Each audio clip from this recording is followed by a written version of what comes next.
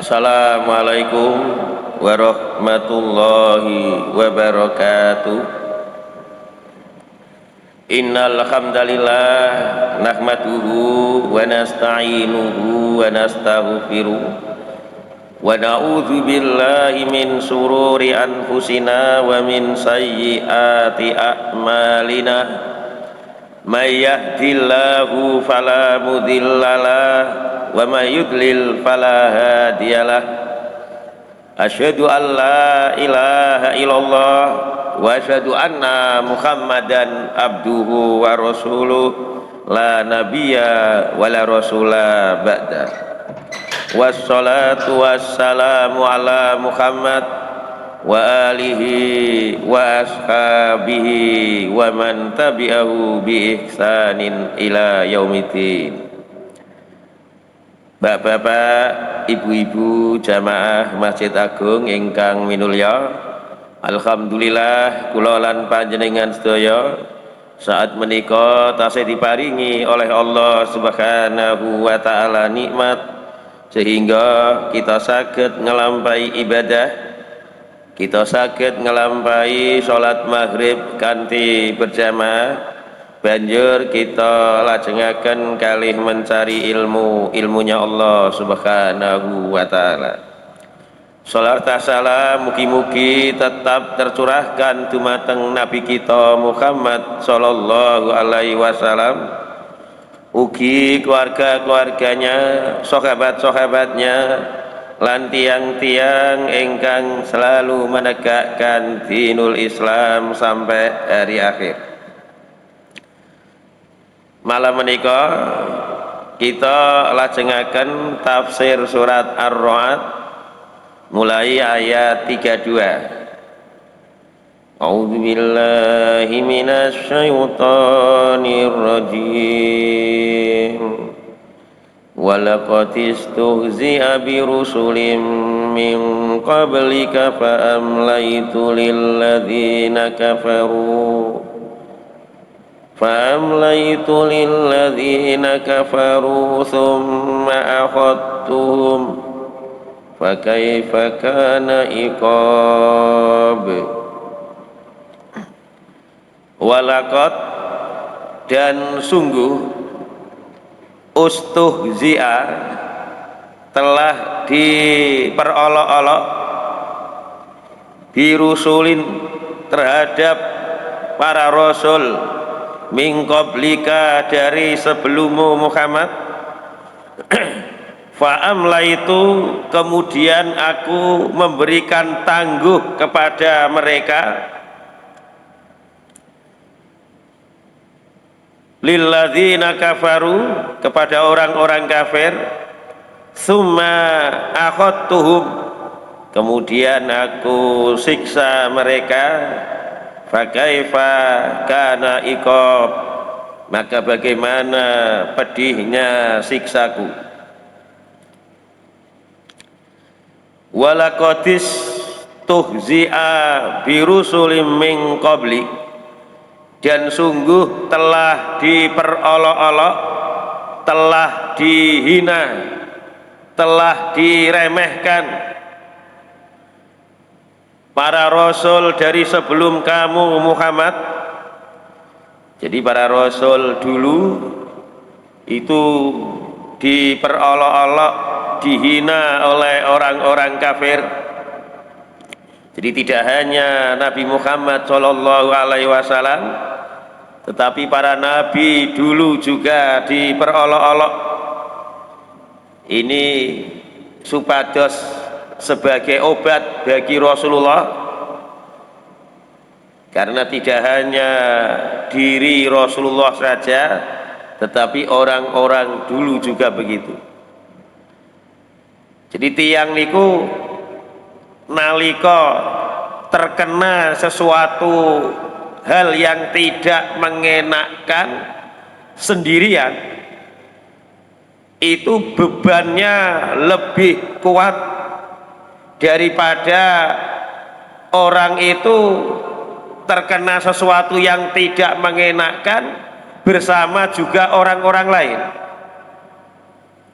Maka disebutkan bahwa engkau Muhammad tidak hanya engkau saja, tapi orang-orang dulu juga diperolok-olok, sehingga beban Rasulullah itu tidak terlalu berat, karena yang menderita diperolok-olok itu bukan hanya Rasulullah Muhammad Sallallahu Alaihi Wasallam.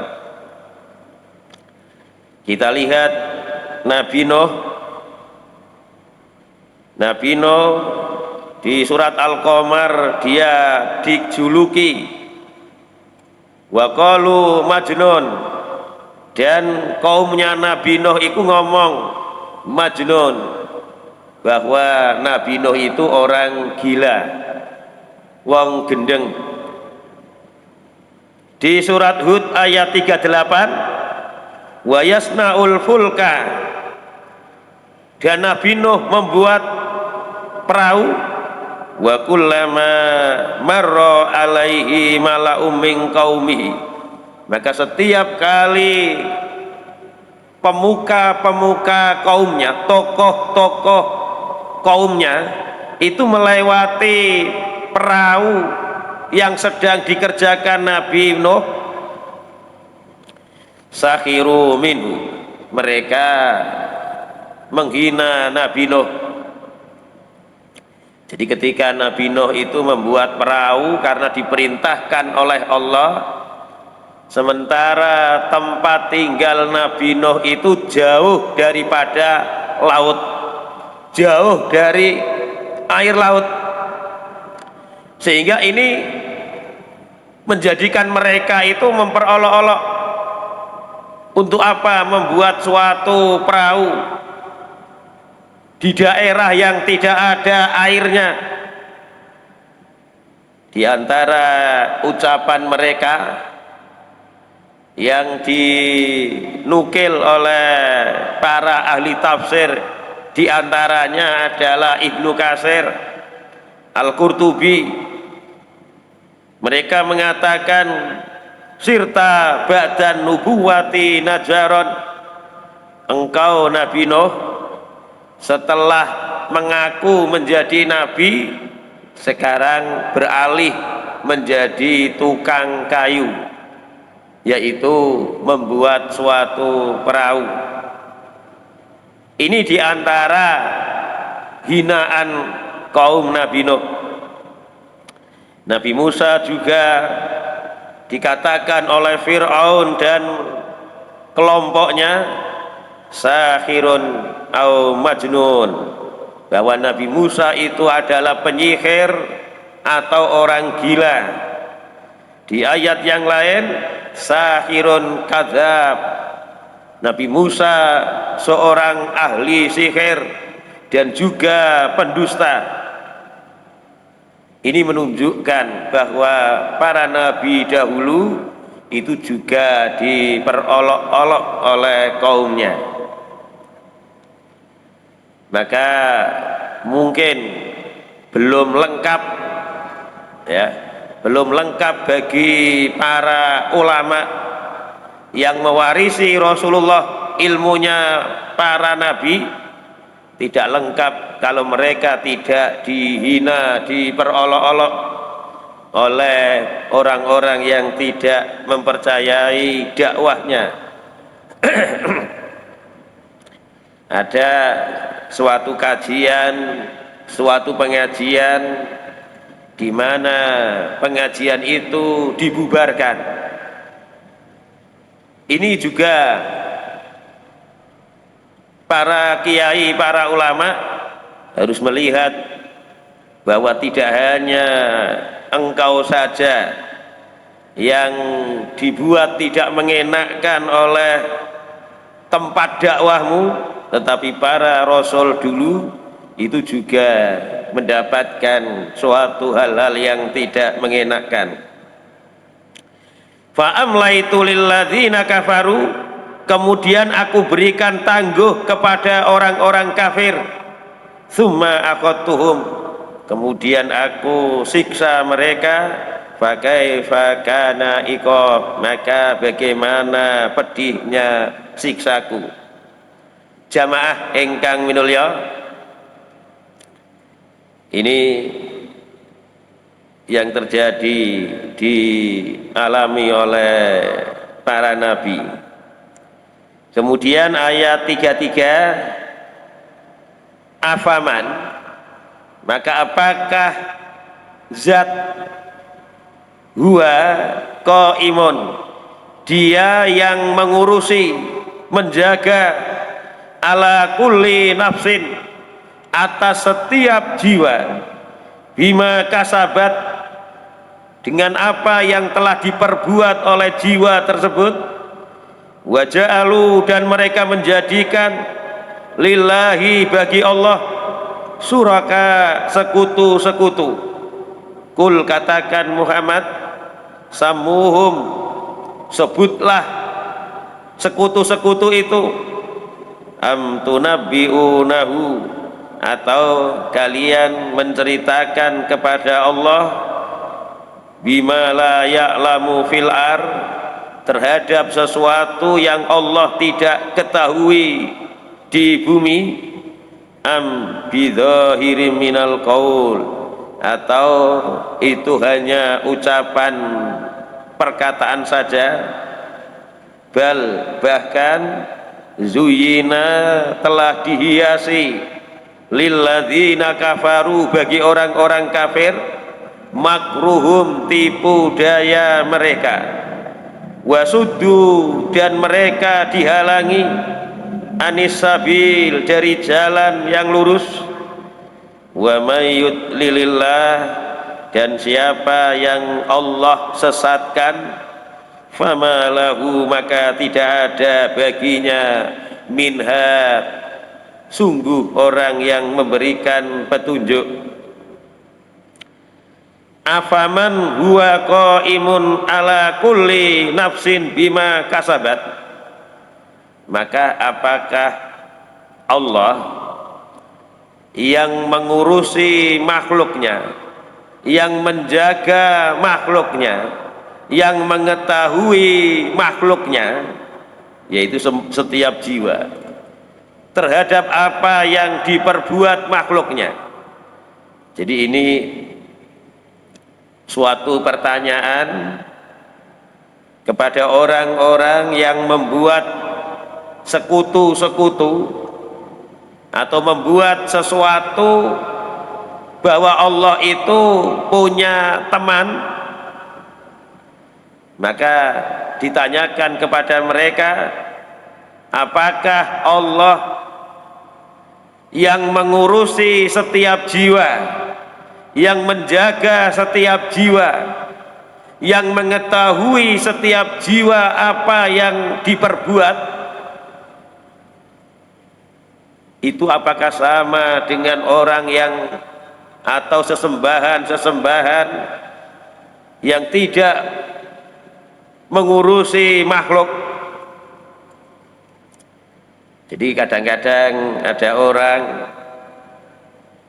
yang dia berdoa kepada Allah melalui perantara orang yang mati,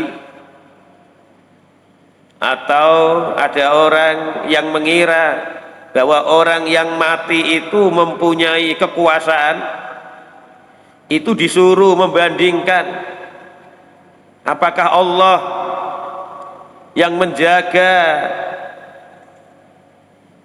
setiap jiwa terhadap apa yang diperbuat jiwa tersebut, itu apakah sama dengan orang yang engkau anggap mempunyai kekuasaan? Maka tentu jawabannya adalah tidak sama. Maka jika tidak sama, maka jangan engkau menjadikan orang tersebut sebagai sekutu bagi Allah.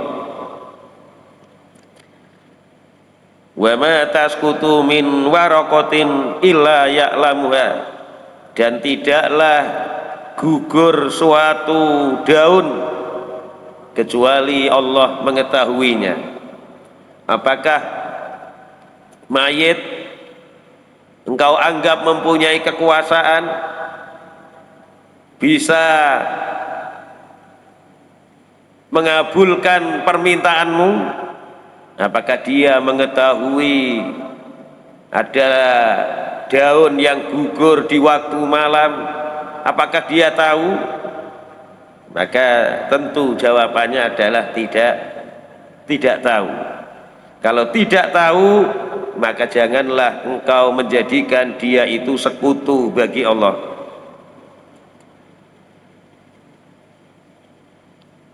Wa ja'alu lillahi syuraka, dan mereka menjadikan bagi Allah itu sekutu-sekutu. Jadi kadang-kadang ada orang yang beribadah kepada pohon-pohon, diyakini pohon ini mempunyai kekuatan. Ada orang yang beribadah kepada batu besar, diyakini bahwa batu besar ini punya pengaruh. Ada orang yang beribadah dengan memberikan sesajen-sesajen kepada laut misalkan, karena telah memberikan panen ikan yang banyak,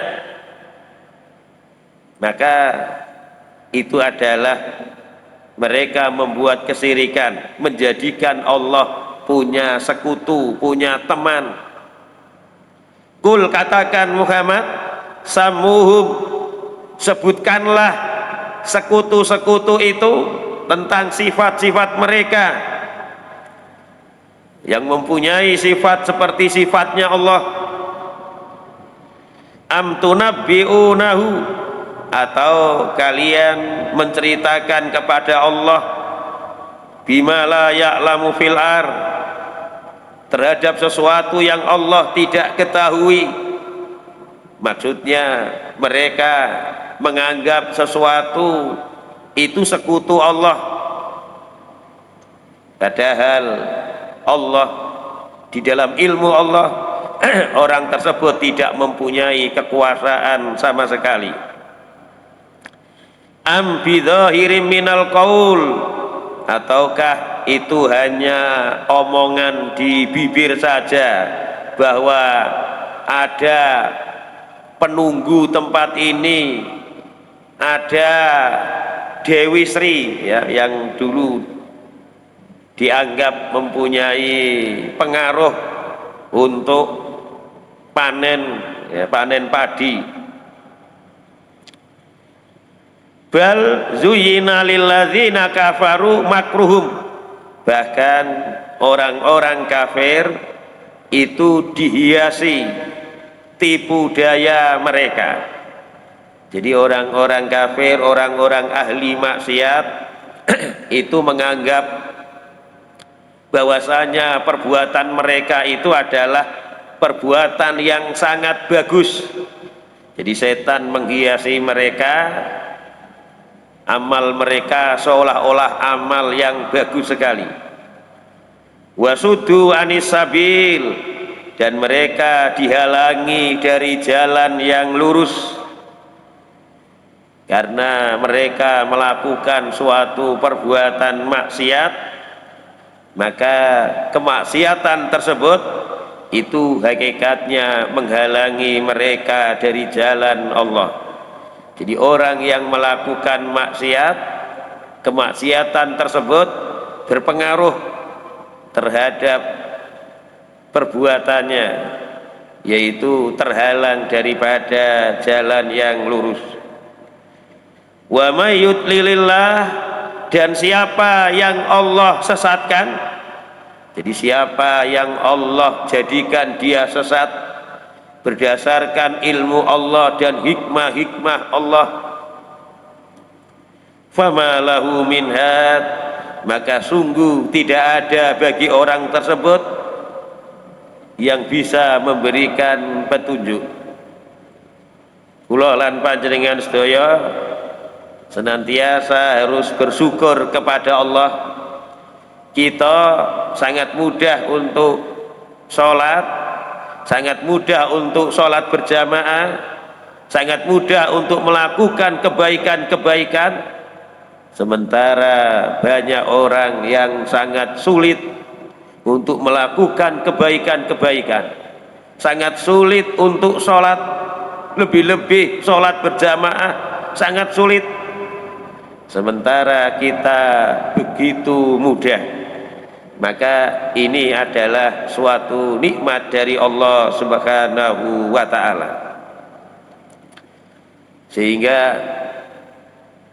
ketika kita mensyukuri suatu amal solih, maka rasa syukur tersebut itu jauh lebih baik daripada amal solih tersebut.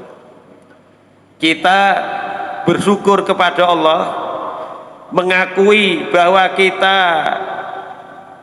bisa sholat berjamaah, bisa melakukan taklim, menuntut ilmu, ini adalah nikmat dari Allah, bukan karena pandainya kita. Maka ketika kula lan panjenengan sedaya nggadah rasa syukur kepada Allah terhadap suatu nikmat, lebih-lebih nikmat ibadah, maka rasa syukur tersebut itu jauh lebih baik daripada ibadah tersebut. Sebaliknya, seseorang yang diberikan nikmat oleh Allah,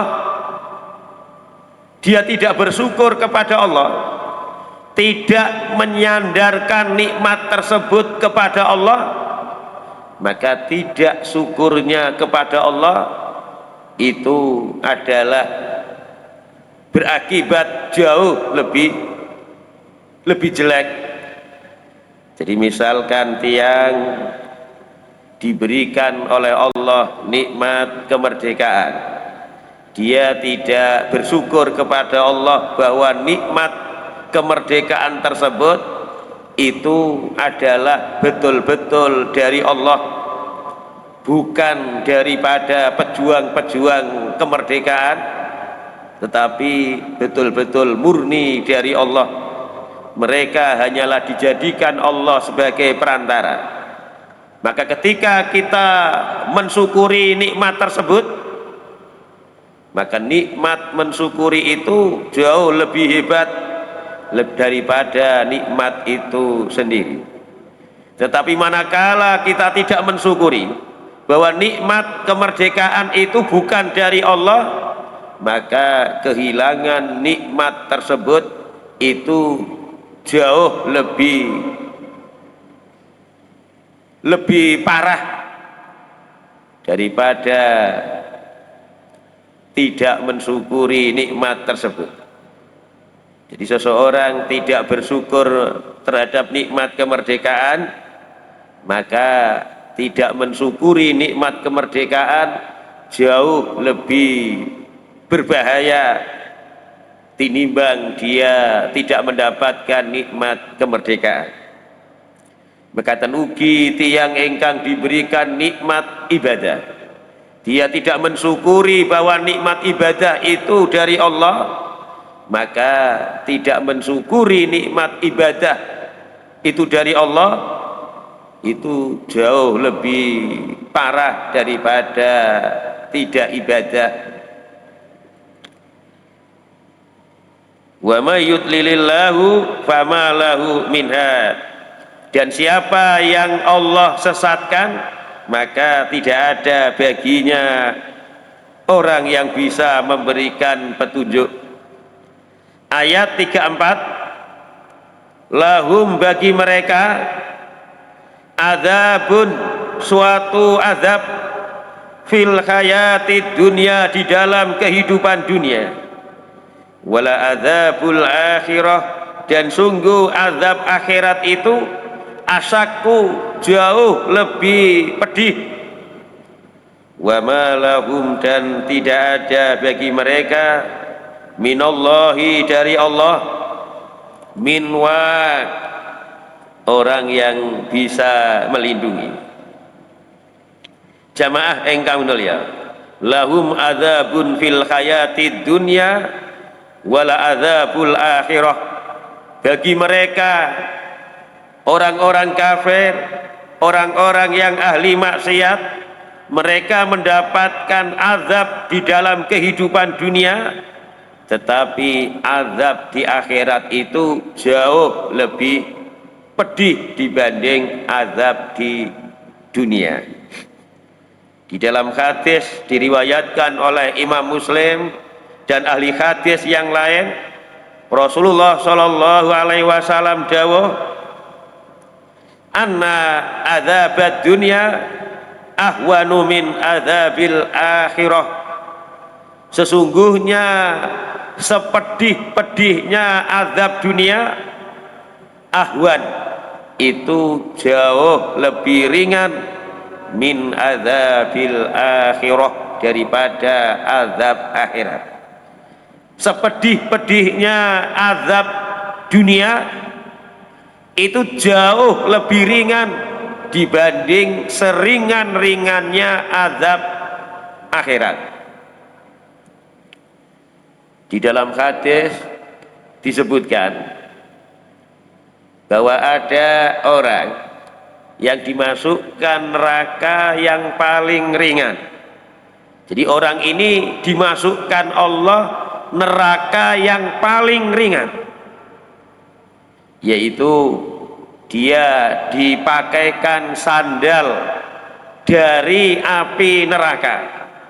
Ketika sandal itu dipakai oleh anggota badannya yang paling bawah, yaitu kaki, ternyata berdampak kepada anggota badan yang paling atas, yaitu kepala.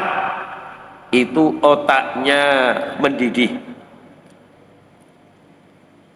Jadi ketika itu orang tersebut dipakaikan sandal dari neraka, otaknya mendidih. Dalam hadis itu tidak disebutkan bagaimana nasibnya paha, dengkuli, ini kan dekat dengan kaki.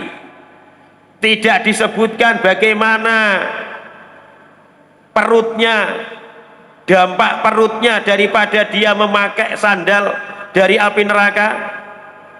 Tidak disebutkan dampak dadanya, tetapi disebutkan dampak dari anggota badan yang paling jauh dari kaki, yaitu kepala, itu sampai mendidih. Ini menunjukkan kalau saja kepala yang paling jauh itu mendidih, maka yang paling bawah-bawahnya itu akan jauh lebih parah. Maka orang ini kemudian berkata, tidak pernah saya menerima suatu siksaan di dunia ini melebihi siksaan ini. Dan dia menyangka bahwa siksaan yang dia terima itu adalah siksaan yang paling pedih. Dia mengira bahwa dia dimasukkan neraka yang paling dalam, padahal itu neraka yang paling ringan. Maka di sini disebutkan mereka mendapatkan azab dunia, dan sungguh azab akhirat jauh lebih pedih, lebih menyakitkan. Di surat Al-Fajr ayat 25, fa yauma idzil la yu'adzibu adzabahu ahad. Maka pada hari ini tidak ada suatu azab, tidak ada orang, manusia atau jin atau hewan apapun yang menyiksa seperti siksaannya Allah. Fa yauma idzil la yu'adzibu adzabahu ahad. Maka pada hari ini tidak ada satupun yang menyiksa melebihi siksaan Allah. Baik yang menyiksa itu manusia, baik yang menyiksa itu jin, baik yang menyiksa itu binatang buas, tidak ada yang lebih pedih siksaannya daripada siksaan Allah.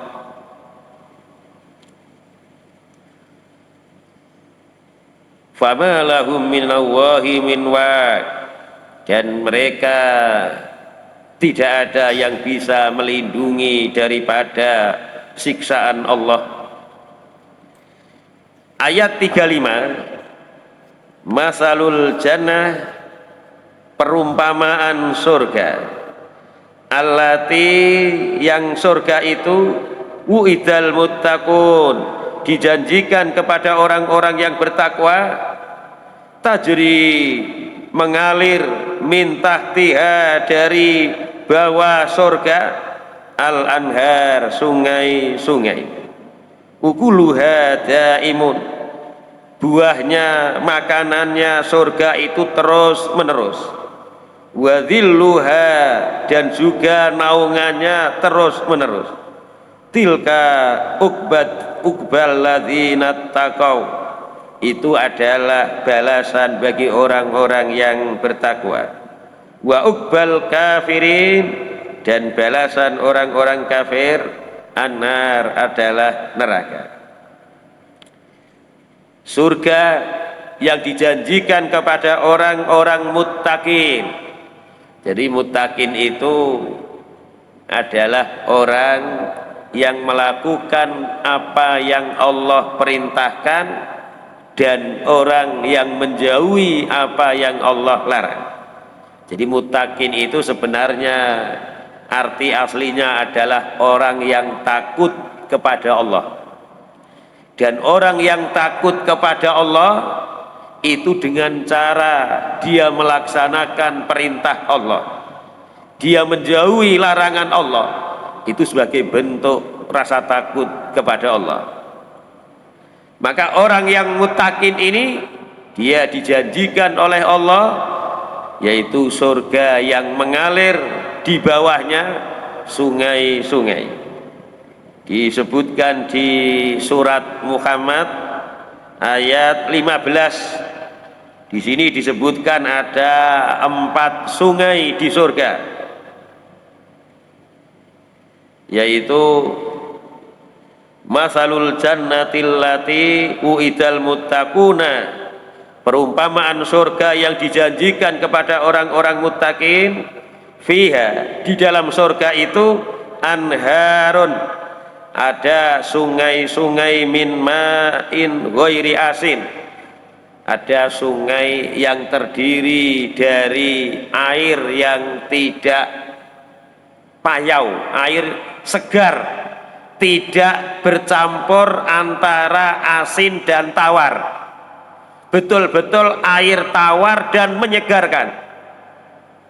Wa anharum min laban, dan di surga itu ada sungai-sungai dari susu, lam yataghayyar ta'muhu, rasanya tidak pernah berubah.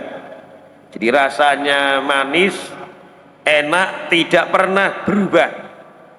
Wa anharum min khamrin, dan ada sungai-sungai dari khamr, ladzatil lisaribin, yang sangat lezat bagi orang yang meminumnya. Jadi beda dengan khamr di dunia yang membuat orang pusing, yang membuat orang kehilangan akal, tetapi khamr di akhirat itu khamr yang tidak membuat pusing, khamr yang sangat lezat. Wa anharun min asalin musaffa, dan ada sungai-sungai dari madu yang murni. Jadi di surga ada 4 sungai di surat Muhammad ini, yaitu sungai yang terdiri dari air tawar yang sangat segar. Yang kedua, sungai yang terdiri airnya itu dari air susu yang sangat segar, sangat nikmat, tidak pernah berubah rasanya. Yang ketiga yaitu sungai dari madu, dari khamr yang sangat lezat.